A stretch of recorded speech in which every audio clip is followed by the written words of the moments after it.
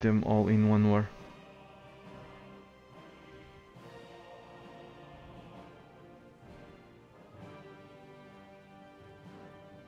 FP is asking, Marco, I was driving, but who is the last Axis member? So capitulation becomes a surrender. I think it's Japan.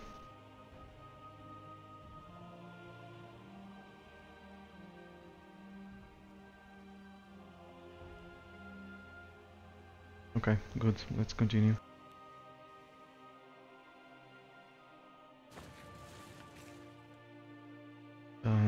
Yeah, I'm gonna launch an amphibious air assault on Oslo. Grab that port, maybe make them surrender, instantly surrender. I'm not sure. This is worth 15 VPs. That's only worth one. It's worth another one. And another one. So I would say chances are very high that the Norwegian, I was gonna say chances were very high that the Norwegian surrender after losing their capital, but no. They won't surrender after losing their capital, or will they? I doubt it. It is gonna be very close though.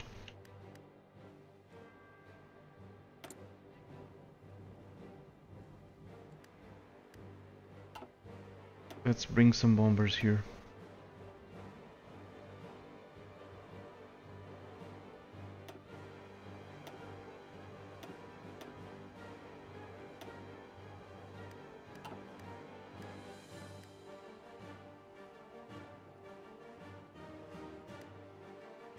The stream crashed. This is been happening all the time today. I don't know why. It's now back. Great.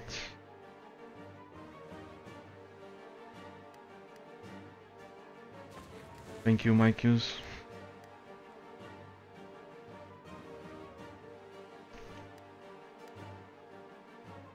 So where was I?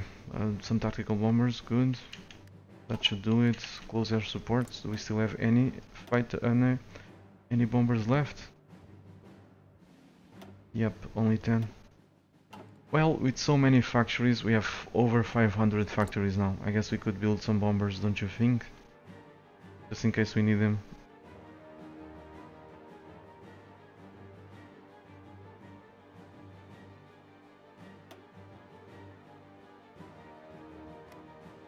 Let's deploy all these dudes. At least the ones that we can deploy. Take care of the unrest. Grab even more factories.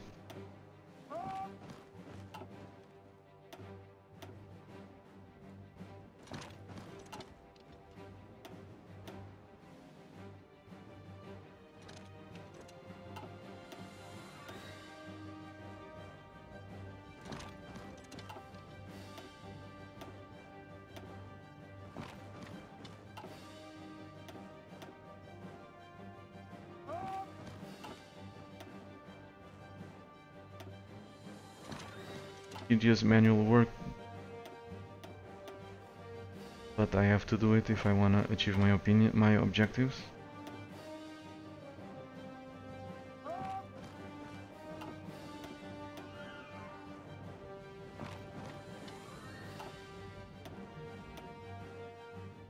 Let's send them to Berlin.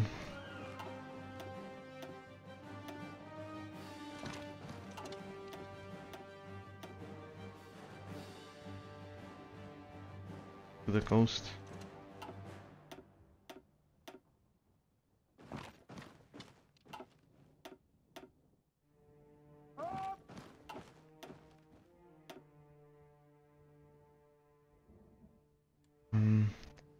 Over there. Denmark.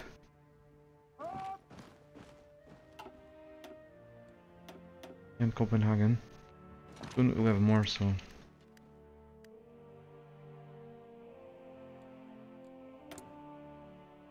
We lack oil, rubber and chromium.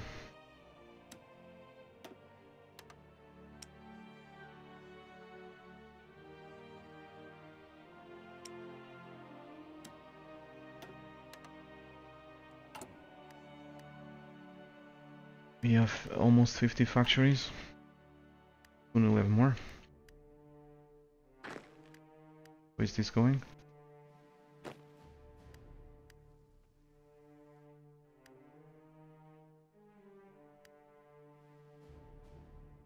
FP is saying, Marco, did you form a faction to get the last research spot? I know I didn't. I don't know if I can do that. If I form a faction, anyone in the chat knows? If I form a... This is the only AZ part of my strategy. Because I haven't played enough and in the end this might screw me. These guys would be willing to join me in creating a faction. We have the same ideology.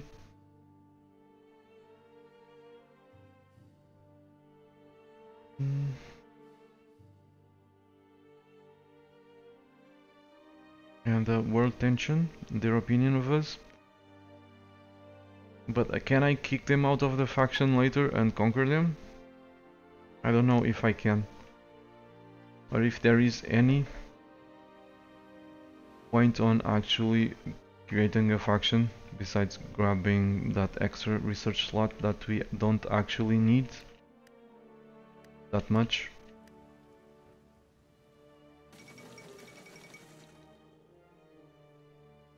So Slovakia was just conquered. We can get out of the faction, but can we kick people out of a faction?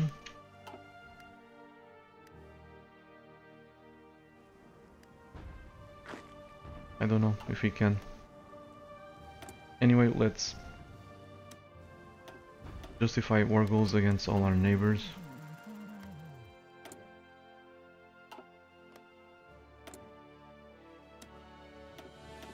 They're all gonna die pretty quickly.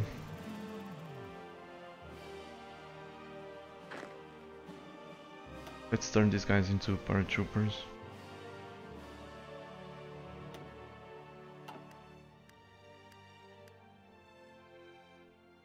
Let's fabricate on Switzerland.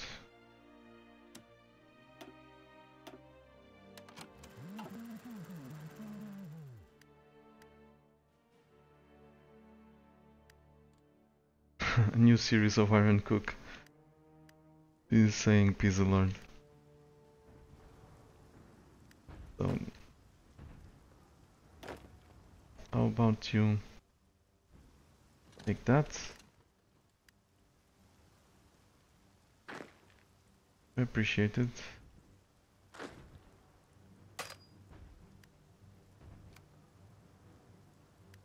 Since we killed so many units, the game is not lagging. We've killed so many, we've erased so many units. At least for now the game is not lagging. I don't know if that's gonna last for very long.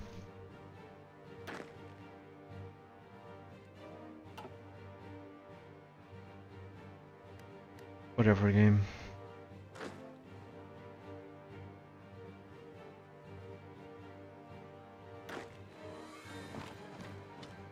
This AI management by the battle plans, it's like the paradox. I'm sorry to say it, don't get me wrong, I love your work, but man, you've complicated it so much that it's making the use of the AI much harder than before.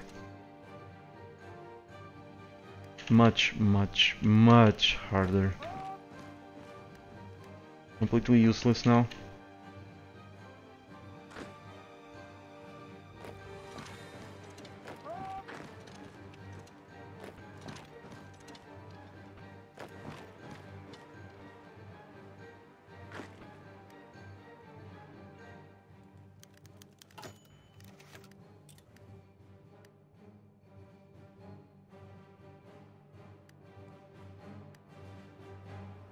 Probably need even more paratroopers.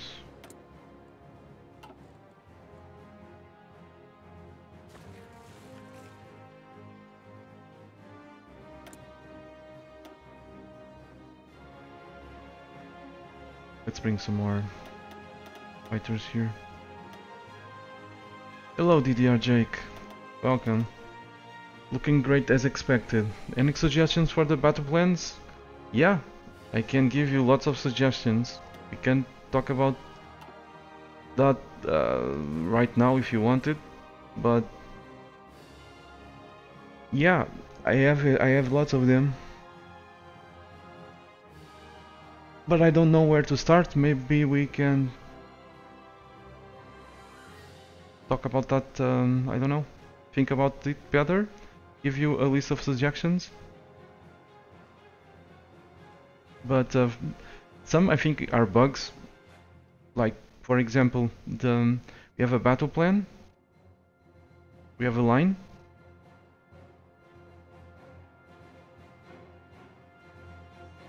We have a battle line. So let's say, for starters, I would love to be able to create, instead of, this is the most important one for me. The next two are the most important ones for me. The ones that really reduce the micromanagement when we're using the AI. And that made Hearts of Iron 3 very easy to use the AI. And very hard to use the AI in Hearts of Iron 4. Which is the ability to, instead of, either let us do a contiguous front from one place, doesn't matter where, but for example, if I want to make a single front from here to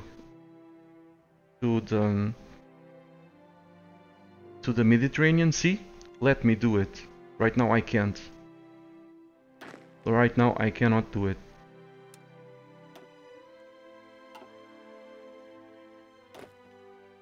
So if I want to create a front, so something similar to this, it's crazy. So like when we create the battle lines, the fallback lines, we should be able to do the same with fronts. Instead of focusing that on the enemy territory, because it's a different country, this is a different country, so I cannot have the same headquarters with that front. This is a different country, so I cannot share the same front unless I click it again and create new ones. In Hearts of Iron 3, we could simply paint the map near our border and we would create a single front. Of course, the AI performs much better if instead of creating a single front, we create like 2 or 3. But just look at the amount of fronts that right now I will be forced to create. So, for instance, I want this, but I want this line to extend somewhere else. I can't do it unless I'm missing something. I can't. It's a shit ton of work. Second thing that I would love to see is the ability to set stances for the AI. This AI is either passive or uber and completely suicidal. So I want to tell them with the 1 or 2 clicks to set stances.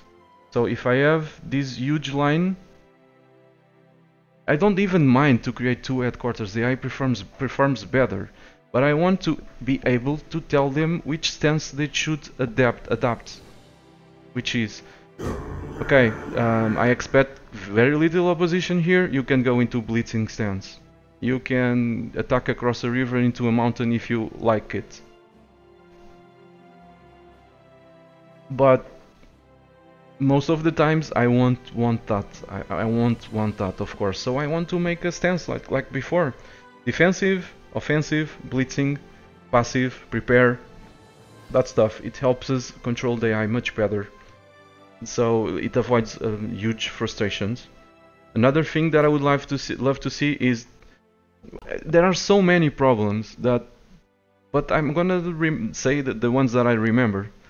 for example, this is like EU4, the armies. For example, if you have a rebel stack in suppression mode, and some rebels pop up somewhere, the stack in suppression mode ignores them until they take the province. Okay?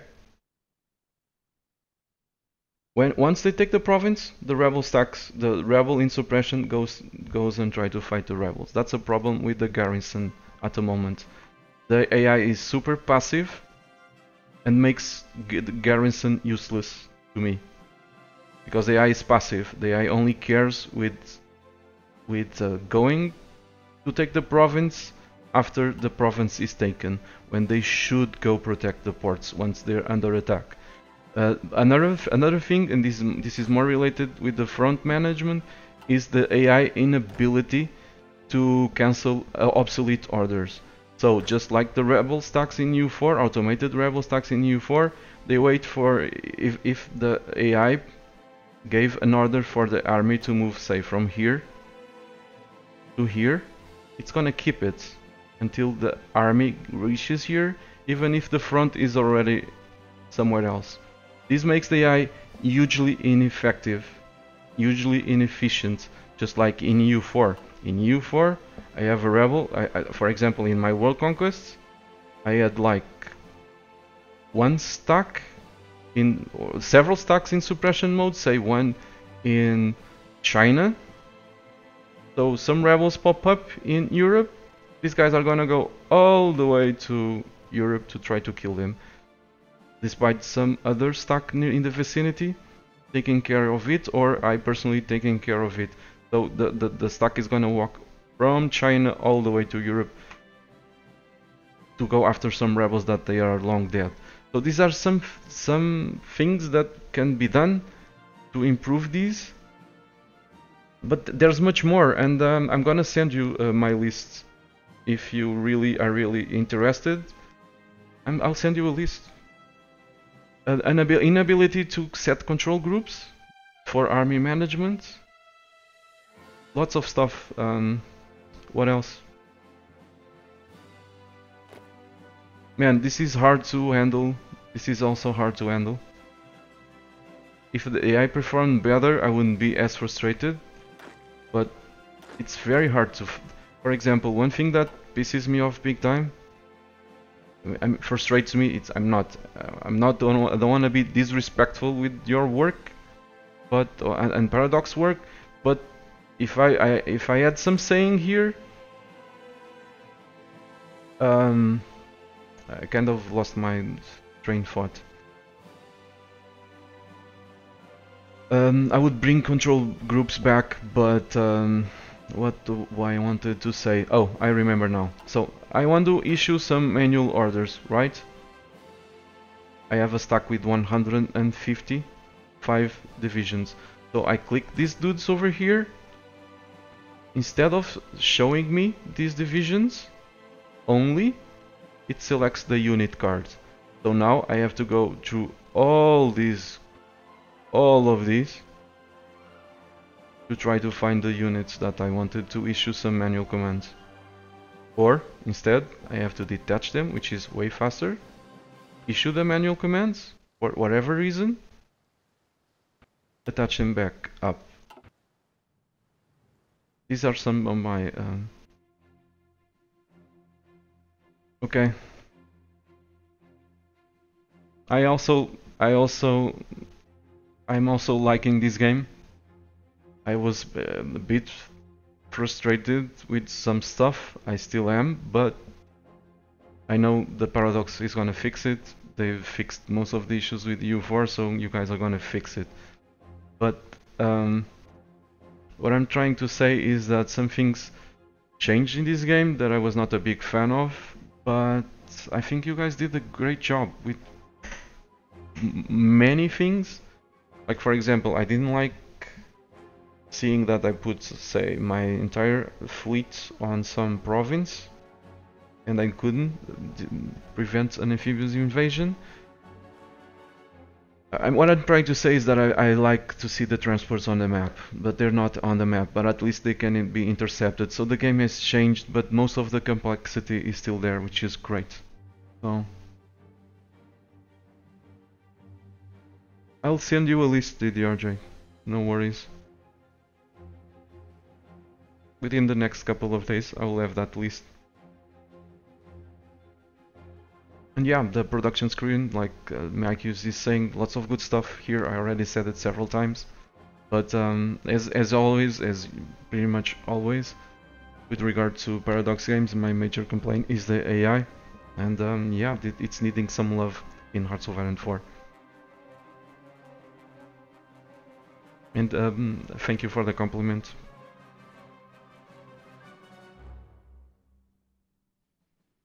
So, I guess I'm gonna continue. If I remember something else very important, I'll let you know. But something else that I would love to see, and it's gonna end up in that list, is I don't think it makes much sense to, whenever, like I said, to select an army and all of these dudes are being selected. I already talked about that. If I wanted that, I would simply click the unit card and have access to the general and the armies. But what I'm trying to say is, if for some reason I select either every one of them, like touching the unit card, we can unattach them all at the same time, or we can shift click and then attach the ones that we want for some reason, okay? But I think we could be much better off for the people that like to micromanage and for the other ones that don't like to micromanage. If, for example, this behaved just like let's see if I can be clear. Sometimes it's difficult for me to explain myself. The behavior that I don't like is this one. I click a stack, and instead of seeing an X here so imagine that you guys go back with the design decision, and whenever I click these dudes, I can only see these divisions like this. Okay? What I want to see is this axis here whenever I click this.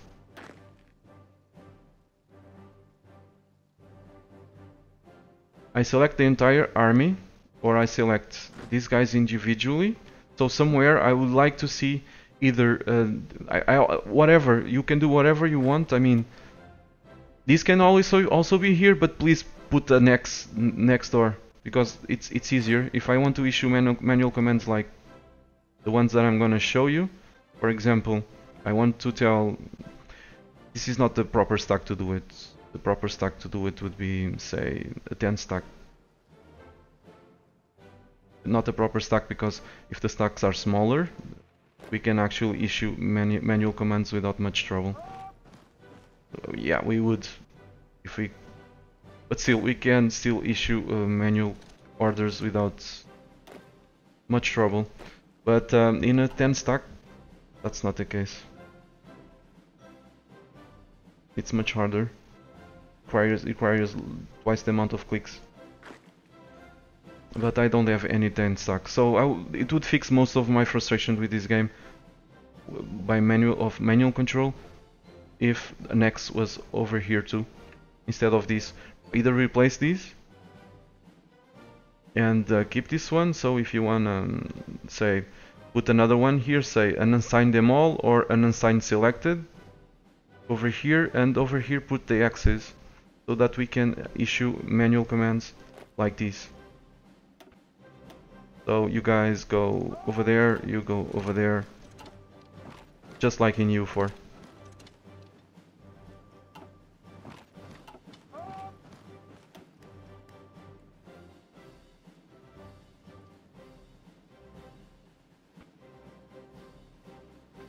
Just like in U4 and in the Hearts of Iron 3.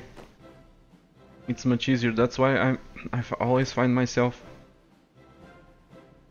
unattaching and attaching all the time.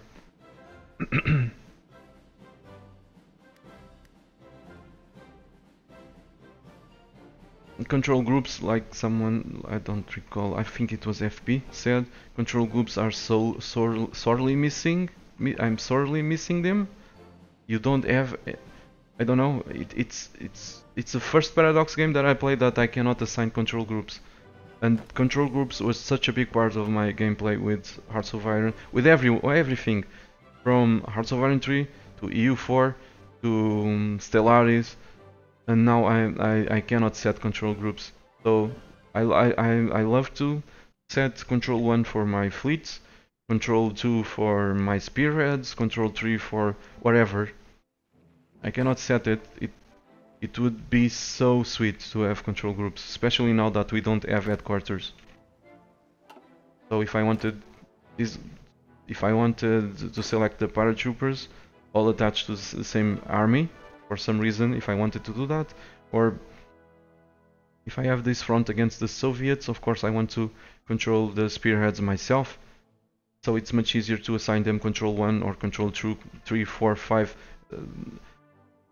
to assign all the spearheads that I want, and then to be selecting headquarters that with as many with many more troops, many more.